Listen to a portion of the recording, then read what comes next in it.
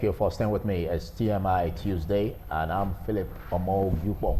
I did say we're looking at the topic today, which centers on state policing and the U-turn by lawmakers. Well, way back last year, it was jettisoned. The idea of state policing was seemed jettisoned by the National Assembly, and all of a sudden they're taking a U-turn to say state policing is crucial, critical, significant as the way forward in curbing all of those insecurity issues in the country.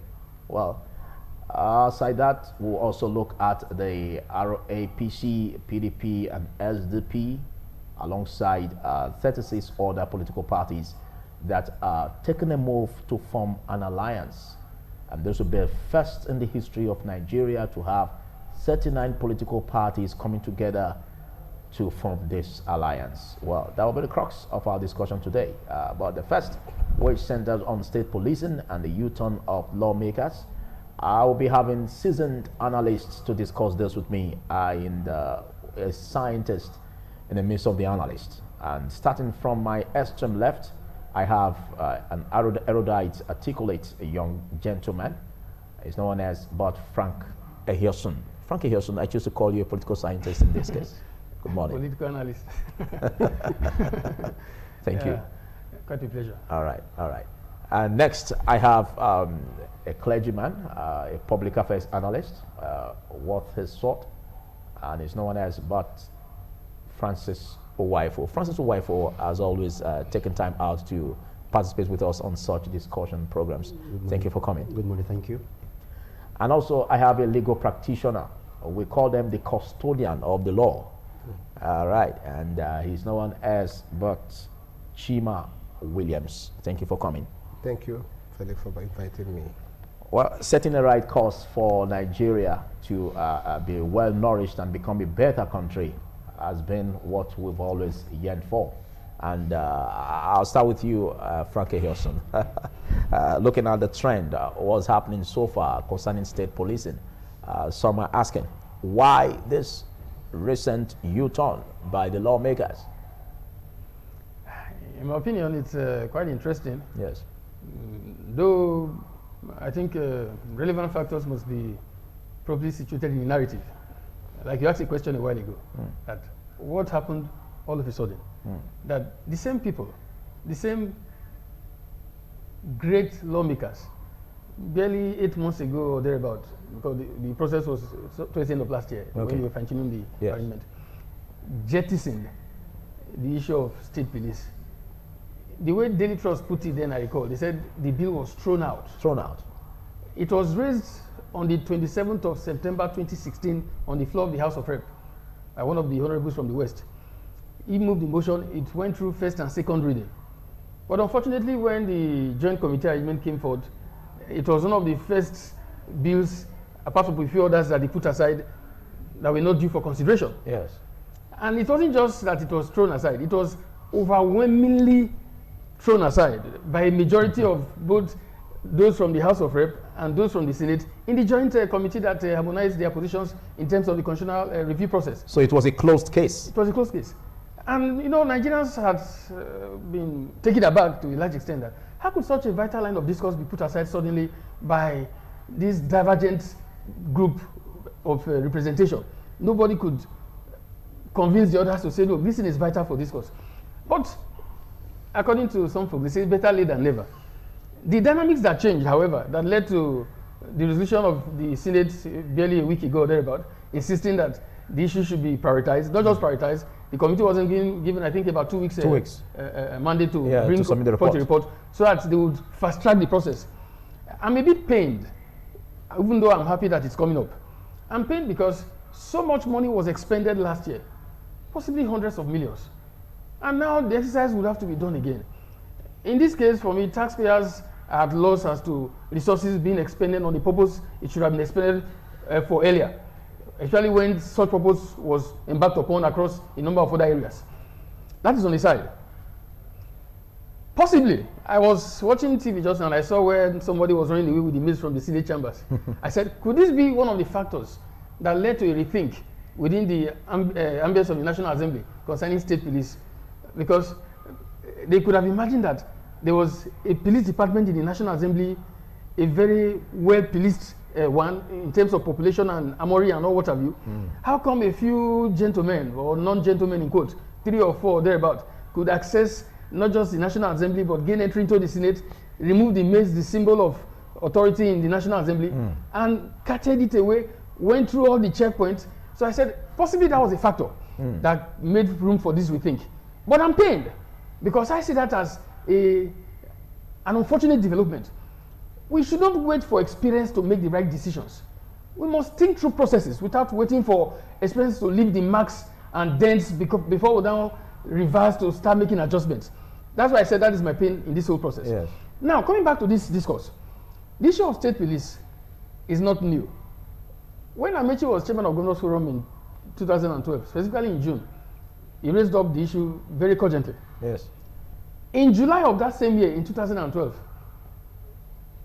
just one of the 19 of the northern governors exempted himself, Jonah Jang. All the others opted out of the proposition for state police. Sometime in August, the same 2012, retired IGs of police had a meeting with the then President Goodluck Jonathan, and they advised the president on reasons why state police was not ripe for Nigeria. Unfortunately, the reasons they gave to the president are the same reasons that have been paraded on and on and on, even by civil society activists, opposition parties, and all sorts of stuff in the country, that the executive governors will, in quotes, abuse it. Now, all this went on. The vice president of the Federal Republic of Nigeria, fortunately, when he was AG of Lagos, 10 times, he pushed the position for state police, 10 times, not just in mere panel of discourse, but in the Supreme Court, to say that the country needs state police. Now, it is a shame that we are coming to this very narrative after almost 4 decades. You know, it was Yakubu Gowon that harmonized everything together. Okay. By his disposition and military discretion, without proper consultation, after the Civil War, he just brought in the authority, native authority police, and filled them into the rank and file and all what have you in the Nigerian police to ensure that we have one Nigerian police.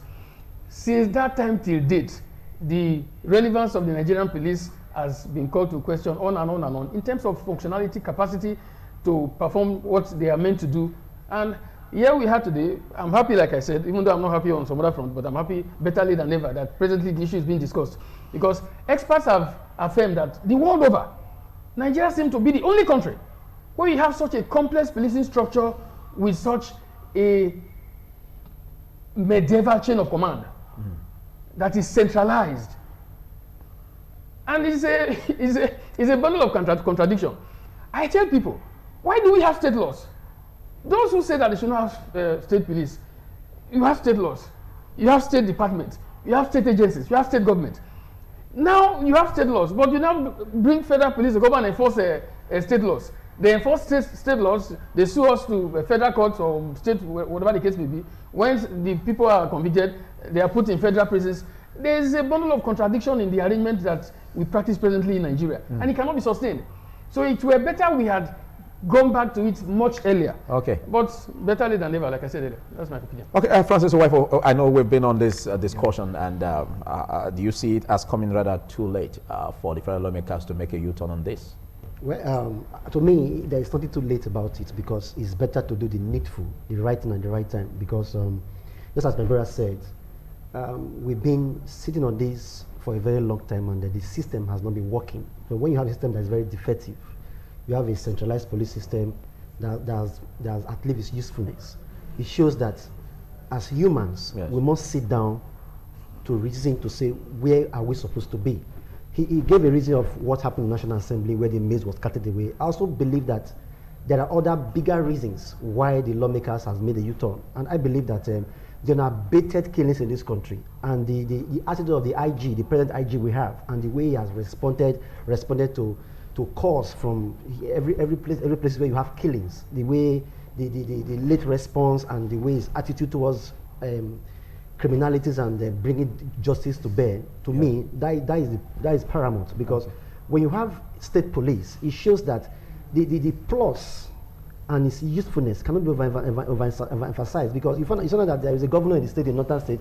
He said, "Don't address me as the chief, as the security, as the governor and the chief security officer of the state." Yes. Why? Because it doesn't have hold on the commissioner of police, because the commissioner of police takes directive from the IG, and there cannot be a killing or a riot in the state, or something is happening in the state, and you have to take directive from Abuja before something happens. When you go to UK, you find out that there are metro police, there is metropolitan police everywhere, and you find out that every metro, where you have metro police, you have an enforcer who happens to be the IG equivalent in Nigeria, somebody that takes directive. And these are just like local government councils, where you have local government chairman and you have its councillors. These are governments that are closer to the people.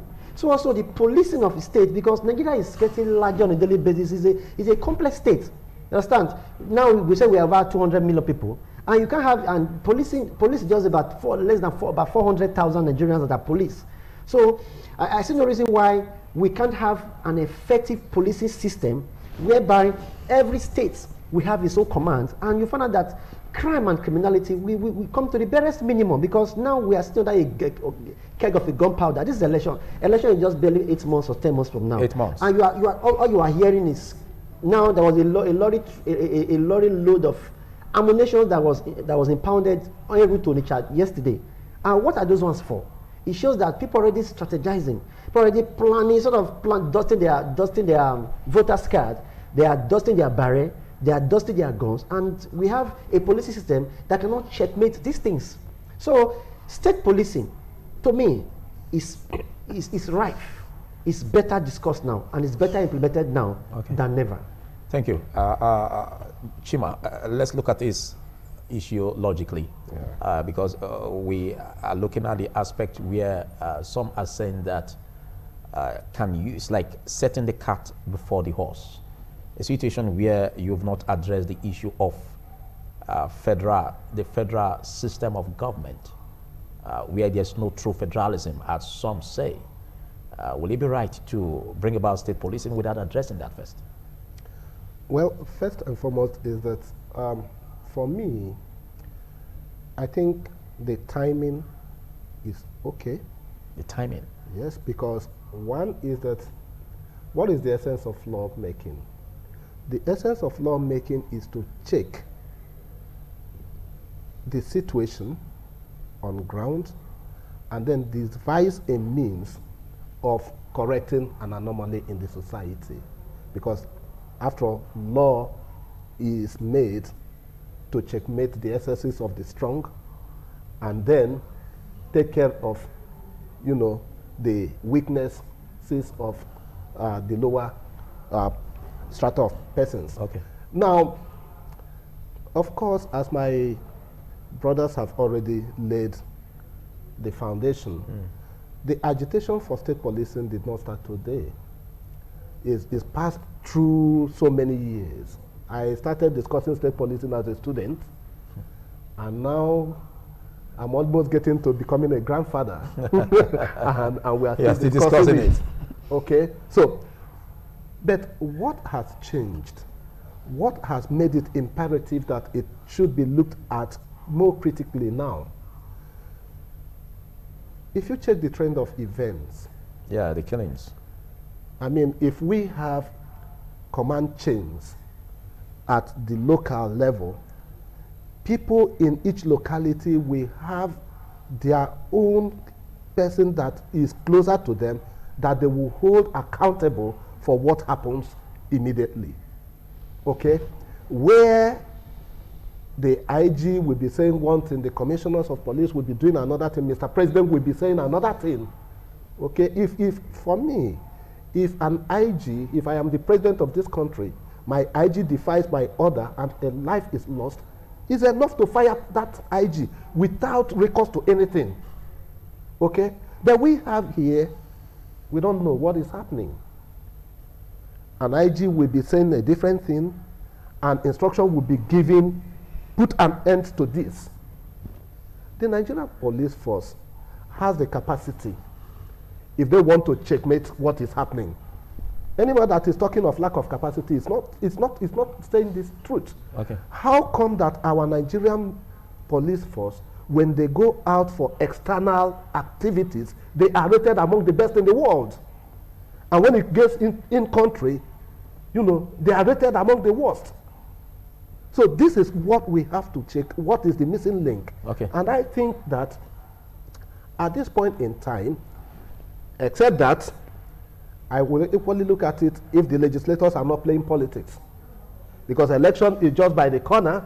So when will they pass through this process, you know, of state policing and then get it, you know, enshrined in the law? Mostly looking at the timeliness. Looking at the time limit, okay, before real campaigns comes in, and then everybody is scampering to get people's votes. Okay, but some also argue that why not just change the architecture of the security system instead of doing that of state policing? Yes, I think if representations by Nigerians have been made to the presidency to change the security architecture, because as it is now, it is only at the federal level that that can be done. Okay? And it seems to be falling on deaf ears. I think the National Assembly should come, you know, should intervene to ensure that, well, there are other ways to do it. Okay, so now, for me, the other thing is this. Even rather than talking of state policing or not state policing, the National Assembly in the constitutional amendment process could have cured this by putting, you know, policing within the concurrent legislative list. Okay, so that the federal can do their thing and the states can do their own things. Okay, there are a number of items that are in that concurrent list that is not creating friction. So I do not think that if state policing or if policing was put in concurrent list, you know, it will create any friction, because of course there will be a definition of command structure. Because so of course we know that the IG will be the overall, okay, and then there will be, in, you know, whatever we call it, superintendents at the state level that will have the responsibility to take instructions from the governor and decide immediately on what happens in the state in state of emergency situations. So it's doable. It's doable. It is doable. Yes. It's just perhaps, you know, all the other arguments that comes in, you know, people are just being selfish. Okay. Thank you. That is the way I look at it, because no human life, you know, can be equated with any amount of resources that could be invested in defending a human life. Thank you, Chima. Back to you, Frank.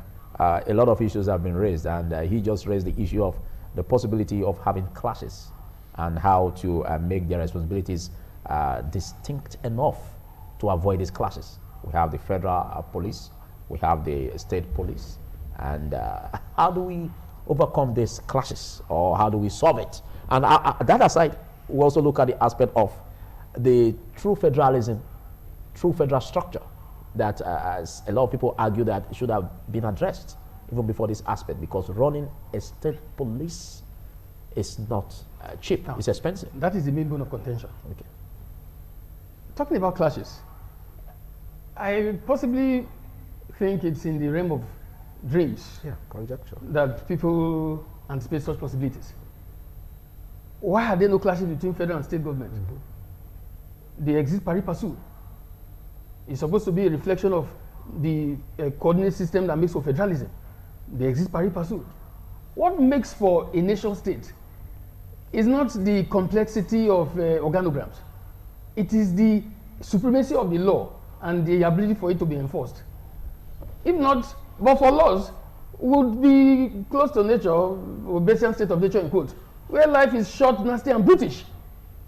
So the issue of clashes is not even secondary, it's tertiary, possibly non-existent. I'm telling you, in even countries where you don't have such diversities, where you have different nationalities coming up to make a nation, they have these different layers of policing, and there is no clash. Okay, but you made mention of the state and federal. Why are there no clashes? You remember vividly that even as at the time the states were being created, there were issues And all of this has degenerated to the point where people are still asking for more powers to be given to the state. So does that not show that there were already clashes and issues that are still not being addressed? That's a host of different color. I'm talking about clashes in terms of layer of authority as far as the two levels of government are concerned. Because they are federal government and state government, in quotes. Now, coming to talk about clash in terms of state creation, we'll be coming back to the legalities and illegalities that pertain to the defects in our superstructure called Nigeria. If you want to now talk about our federation, how the states were created, you know, we grew in error. Nigerian growth could be described politically as a unique political cancer, where from, if you read Yakubu Gowon's speech that he gave in 1967, in the course of a follow-up to Decree 8, in the creation of 12 states, the reasons he gave, he followed through, his successor took over, increased it to 19 states, Murtala Mohammed and Obasanjo. From then onwards, it was increased again to 30 states. From 30, it was increased, I think IBB increased it to 30, then Abacha was one that increased it to 36. So it has been a case of fiat. That's why I said, talking about how states were created is a host of different color. But the basic truth is that you have two layers of authority based on the conventional coordinated system of federalism, federal and state, no clashes. You have state institutions, you have federal institutions. They perform their functions within their purview of influence. In the same light, you need state police, and just like you have federal police, to perform same functions. We started on this note. Let me tell you something. But do we have true federalism in looking at this, looking at the federal and the state? No, we don't, of course. Okay, then how do we tackle the state police? We don't have true federalism. We know that it's a story of old, no doubt. Okay. But if you can't build a structure in a week, you can lay some blocks and enhance the possibility of laying more blocks, employ more people to fast hasten the process. That's where we are. The fact that we don't have federalism as it ought to be, because it was distorted, it was abused, it was made a mess of, does not mean that we should remain where we are. We must make progress from that point. That is my viewpoint. Then how do you address funding? Funding? Funding is secondary. Funding is secondary to the extent that the states, now look at what I referenced a while ago, that in July 2012, of the 19 northern governors, just one opted out. All of them said no to the proposition for state police.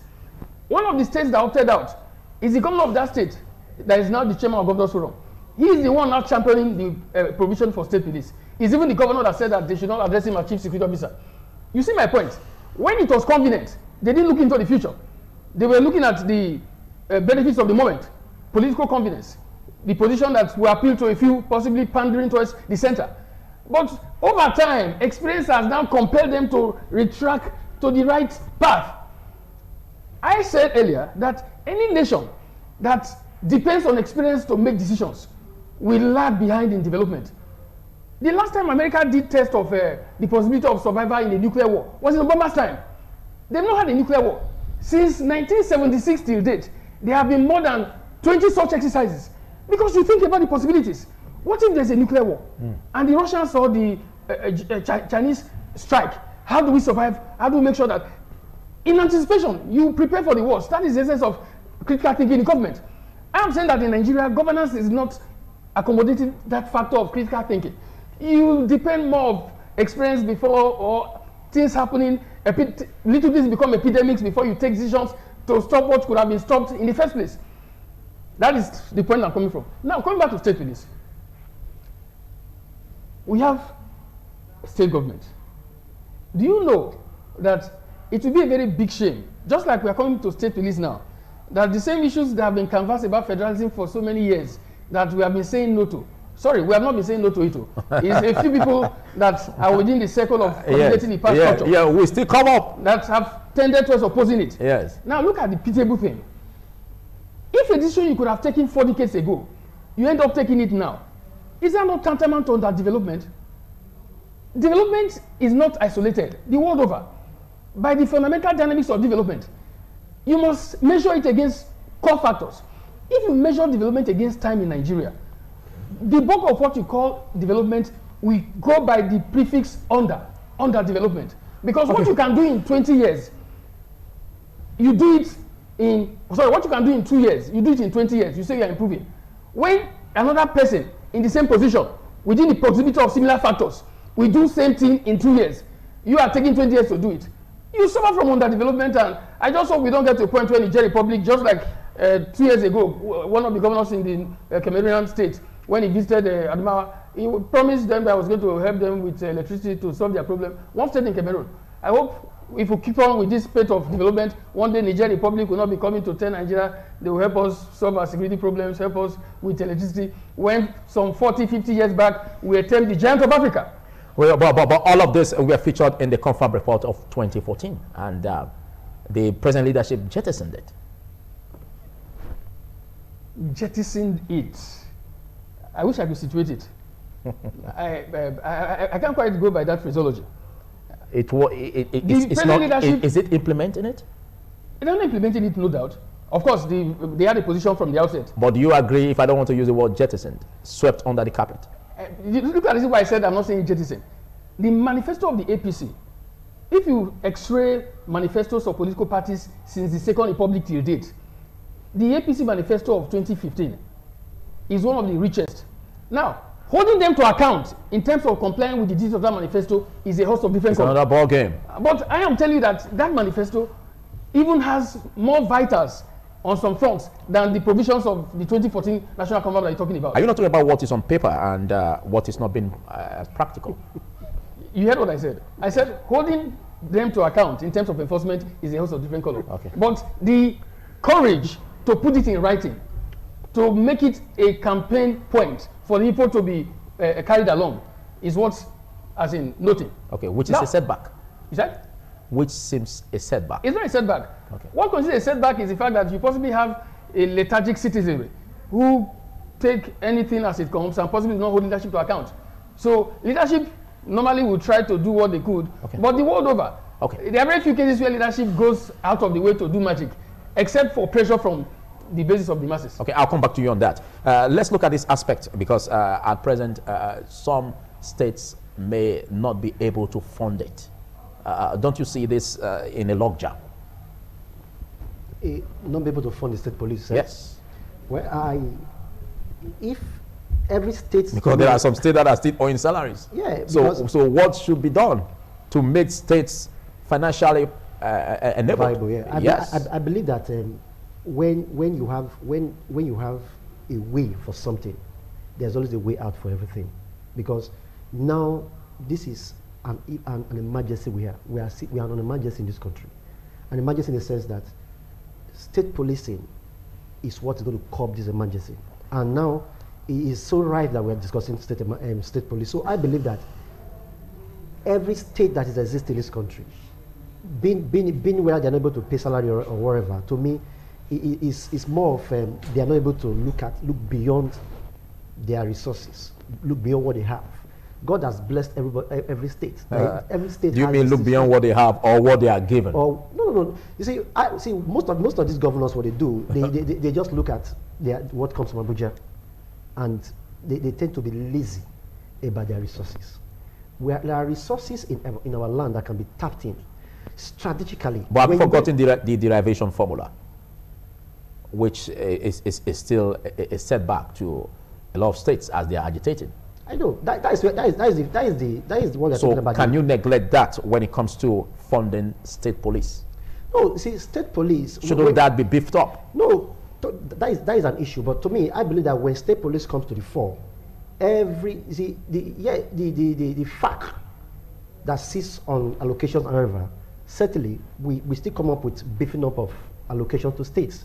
And to me, I'm even looking beyond allocations. Okay. It must not depend on allocations. That's where I'm deriving my argument for. It's not really allocations. You must not look at allocations. When you start looking at allocations, you are going to deprive your citizens of the state. They become poor and poorer on a daily basis. The state will not grow industrially. Every state has what it takes in this country to be like China, to be like Indonesia, to be like other developed countries in the world. We have what it takes. The governors must look beyond what comes from the federal allocation. And how are you going about this one? You can deploy the youth of the states into look at what is viable in that state. Because God has blessed us so much that the arid land we have for agriculture. I will look at Ghana. I was studying Ghana's evolution in agriculture last week. I found out that Ghana is the largest producer of yam in sub-Saharan Africa at present. There was an emergency declared in the agricultural sector, and the government asked every state in Ghana, they should look at what they can do. Deploy your youth. Don't say you are creating employment for the youth and you are bringing them into traffic, which I know is good. You are bringing them into this, to that. Focus on agriculture. Okay, thank you. Bring them into agriculture, and you find out that you can become an exporter of resources, not just producer. You have enough to produce, or you have, enough to consume, and so you have enough to produce to export that will yield you money. And when you have this, you have enough to retain and also use to fund whatever, even state police or whatever project you have as a state. Okay. So I believe that every state can accommodate state police. Thank you. Chima, we're at the point where we're looking at funding, and what Francis just raised could be what should be under KIV, keep in view. But now we have a very, very fragile situation in our hands. What do we do right now? How can the state fund state policing if this flies? Well, I think the argument of funds is an argument standing on its head, raising the legs up.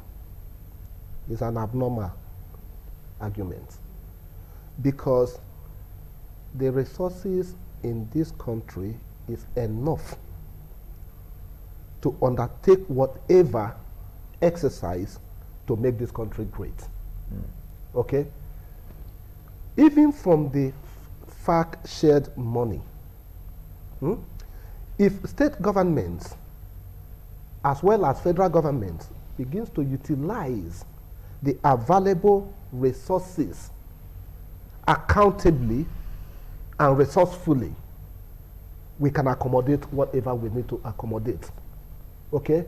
Without necessarily increasing the derivation formula? Even without increasing anything. Because how much will it cost to fund, state police? And mind you, we are talking of citizens not having jobs and creating an opportunity for criminality and crisis. Okay? And state policing will be another job creation opportunity at the state levels that will accommodate some of our youths, who, for lack of what reasonable thing to do, because an idle mind, they say, is devil's workshop. Okay? If people are looking for jobs and there is an opportunity, instead of creating, a nebulous system that is used to certify political accolades, you create something that is institutional, because that is the only way we can get out of the woods that we are in. All right. Institutional structures. Okay. Okay, so my take on funding is that the resources available in this country is more than enough to fund the state police. Thank you. And other programs and projects that may be, initiated for the good order, governance, and enjoyment of Nigerian citizens. Okay. Now, the monies that we are hearing every day being stolen by individuals in government is more than enough. So it can be channeled to this? Yes. Okay. Okay, so if the loopholes that create opportunity for, officials in government to steal the nation dry are covered up, and more resources will be in the hands of Nigerian government. Thank you. You've articulated the points. Thank you very much, Chima. Thank you. Thank you, Francis Wifo. Thank you, Frank Eyoson. I know you want to speak on that, but I will be coming back on that after this break, because there's this aspect that I also want us to look at, the neighborhood watch, because some are saying funding the state police can be a huge bit of challenge. So why not look at the neighborhood watch, the vigilante groups, so that they can also serve as channels for information gathering for the police? Well, we'll look at that after this break. But don't forget that you can follow us on the various social media platforms, on our website at www.itvradionnigeria.com, and like our Facebook page at www.facebook.com/itvradioNG. Drop your comments, and whatever comments you drop could also guide us in this discussion. It pays. And also don't forget that shortly we'll be taking a swipe to anchor this program solely on our satellite channels on GoTV channel 107 and Star Times channel 130 will be migrating from terrestrial and solely on the satellite channels. So for you to continue this program, watching this program, you must please anchor, go to the satellite channels and continue this. Discussion has been on the issue of state policing and the U-turn by federal lawmakers. We'll also look at the aspect of the core of the alliance, the move by 39 political parties to form an alliance. But that will be after this break. Do stay with me.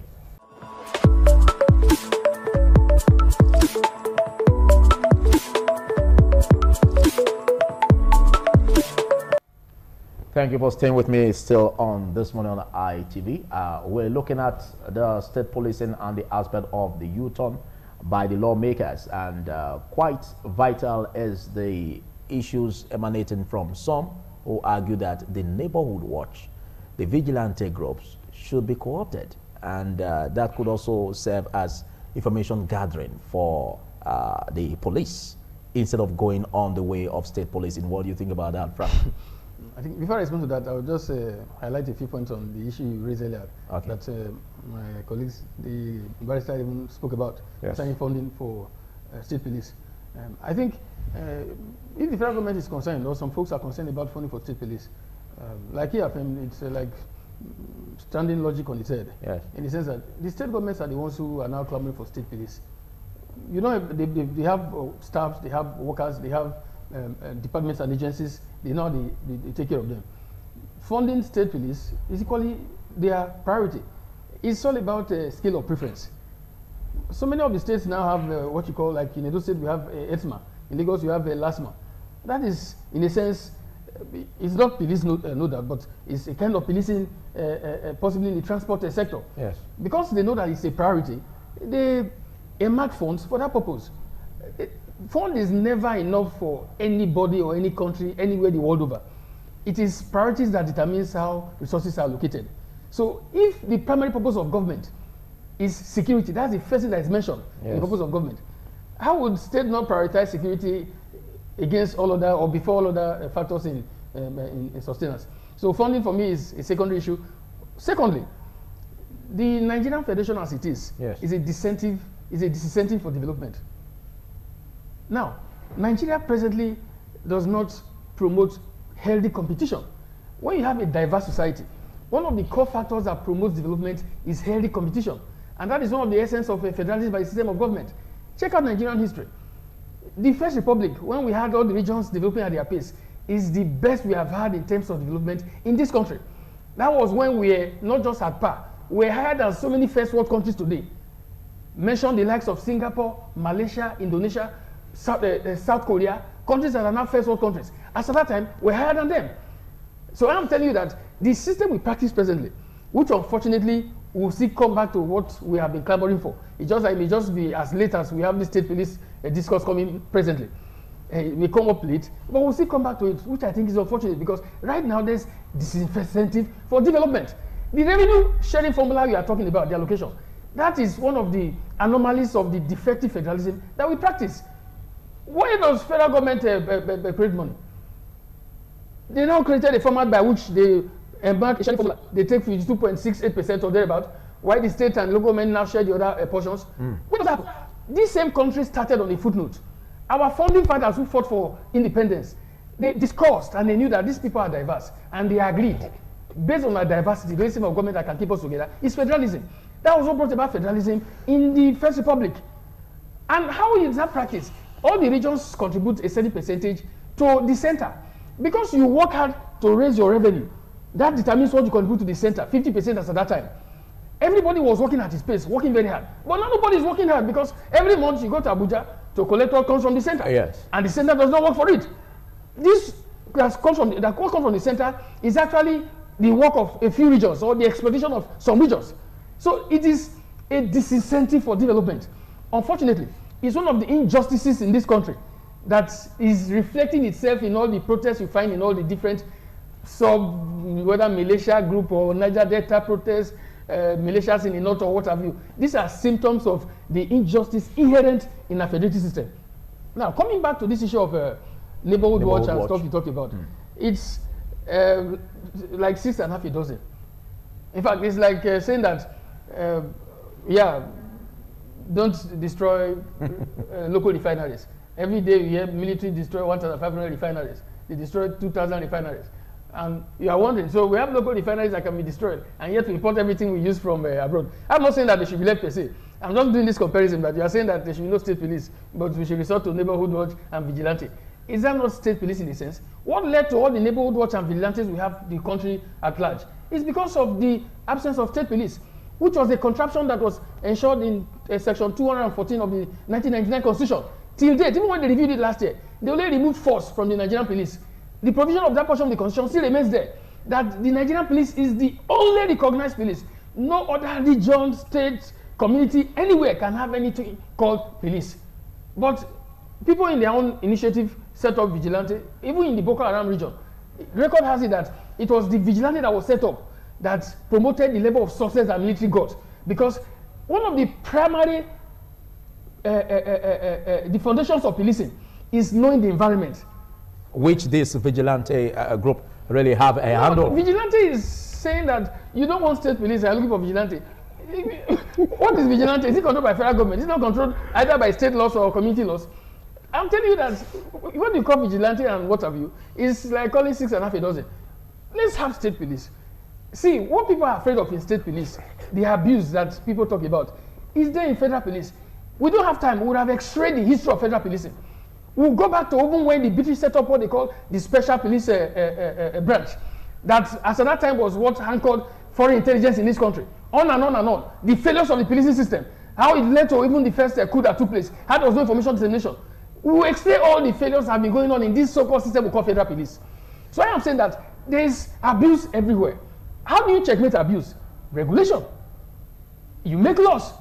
Those who are afraid of abuse, are they not now the ones who are saying that you should be state police now because they have woken up from their slumber and have realized that the fact that they are even in office is a product of law? What made a governor a governor? Is it not relevant law? What makes the governor able to abuse or whatever he does with any agency of government? For example, we talk about the State Electoral Commission in the country. Everybody seems to have resigned to fate that there's no State Electoral Commission. And in the era of escape routes, they are now resorting to INEC instead of regulating the commissions to ensure that there's transparency and accountability. Thank you. Well, we've done a lot in this aspect, but let's look at this, the current happenings where we have the ROAPC, a splinter group from APC, alongside PDP and SDP, making a move to have a coalition with other 36 political parties, and that will make 39 political parties in the first time in Nigerian history to come together to form a coalition. What do you make of this development, Francis White? Yeah, to me that is unprecedented, because in the history of this country we've not seen something like this before. We saw a similar thing in 2014 when this government in power also had a coalition, other parties, but not of this not as large as this. So what really brings such things that when people are dissatisfied, when you come together as a body and that same group or that same party is not carrying people along, not carrying its members, not carrying its own people along. So you find out that a lot of groups that came together to form this present APC, they felt that APC is, as a government, has been skewed towards one particular angle or some few people, individuals, as powerful, as bigger than the party. They control things and they take decisions and they put and they just make the structural work and they disenfranchise. So this coalition, to me, it's not new. We actually saw it coming. We saw that before this change of batting from the former the former chairman Odiji Oyegu, we found out that there were dissenting views. People were really agitating. People were really feel that they were not carried along. And now you have the comrade governor coming in to step and wedge it over. But what I want to say about Nigerians is that when a house is falling apart, the statement we make and the way we look at things, and so to me, it don't really help matters. And the statement that people make, you find out that your house is crumbling. People are big wigs and big players are leaving your party. I expect the new executive to rally on these guys and call them, locally the ROPC, ROPC, to call, the yeah, reformed APC. to come them to a round table and let's discuss what are the grievances, what are we not doing right. But you start making inflammatory statements that they can go, they are not important. But from the standpoint of Buba Galadima, that issue of bringing them together to look at the way forward, how they can resolve issues. Buba Galadima says something. He seems to be beyond that. No, it's not foreclosed. He said something. He was on the station I monitored yesterday on Sunday. He said they are still open to dialogue. They've not left. They just from reform. They just left because it's they a are splinter aggrieved. group. They are it's a splinter group. When you are aggrieved, you give way. You just allow the system run. And he said, did I ask him why you not join another political party? Okay, but he said it's a house he built. Okay, he cannot leave his house. Okay. When he built, he still remains as APC member. Right. But they are aggrieved. When you are aggrieved, I expect as people are aggrieved as he said he's a founding father or a founding member of APC. Okay, But what do you make of the coalition? Yeah, the coalition. For me, coalition Yeah. is good. Okay. It shows that it brings in change. The needed change is going to bring in a new leaf of life to Nigerians. We're going to see. It shows that no party in power has monopoly to power. It means that when coalition is formed, that means just like what happened to PDP when a coalition was formed and that party was dusted out of power. It shows that something new is also coming on board, and that it's going to be a new leaf of life to Nigeria, and they're going to see a sun rising at the end of the day. Okay, Chima, it's one thing to say that there's going to be a coalition. It's another to really implement the objective, the aims and objectives. Now, in Nigeria, we have this fear that most politicians are greedy in nature. A situation where a particular candidate or aspirant is not given attention to run. Won't that bring issues that we've always been having in the coalition, as the case may be? Well, you see, it's a little bit funny to me, how Nigerians react to issues. But before I address this, let me just say one word about the neighborhood watch thing. Okay. A minute. You have a minute. Yeah, okay, thank you. The neighborhood watch that we talked about, as an alternative to state policing, you will realize that there are differences. There is no law, that establishes or recognizes the neighborhood watch as a state apparatus. So it is created at the discretion of whoever needs it, and then disbanded by another person when the person comes over and doesn't like it. So, and when they gather information, they give it to the same police that we are complaining that are not proactive. The Nigerian police that is reactive in Nigeria but proactive outside of Nigeria. That information still goes to them. So it's still the same circle. It doesn't change anything. Okay, thank you. You made a point. Yeah. Now, addressing the complexities of the move for the coalition of political parties, coalition. 39 in number.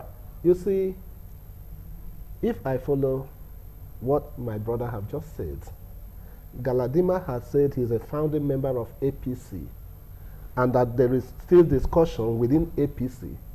There cannot be a discussion within APC that he wants to make APC, that he is a founding member, to be that great party that they all dreamed of, and then he will equally at the same time be in a coalition with PDP against APC. It's not logical. Okay, so now, because I have followed the social media discussion on this, and I've read some parties that are mentioned in the coalition say that their names are being dropped among the 39. So you see that there may be issues that will make it not to fly. Yes, and again, if you look at what happened in 2014 and what the coalition now, are these 39 political parties going to merge? Okay, thank you. That's become one party. That's what we're going to be looking at subsequent times. But as we round off, your comment on that, Frank. I think I'll first of all disagree with the... You have a minute. Yes, with the profundity of such assertion that the first of its kind, that this has ever happened. Let me tell you. Of this magnitude. In 2015, maybe because we have more political parties, they are now 39. Yeah. The parties Even when Jonathan lost in 2015, go and check out the number of parties that were alliance with PDP. I'm sure they were close to 20. In most elections that have been going on in this Fourth Republic, there is hardly any case where a seeming majority of the, in quote, maybe say smaller parties do not align with some of the big parties, even when they still lose.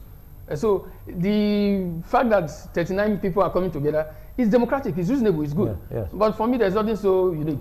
Okay. The democracy is citizen-centered. People will make their choice.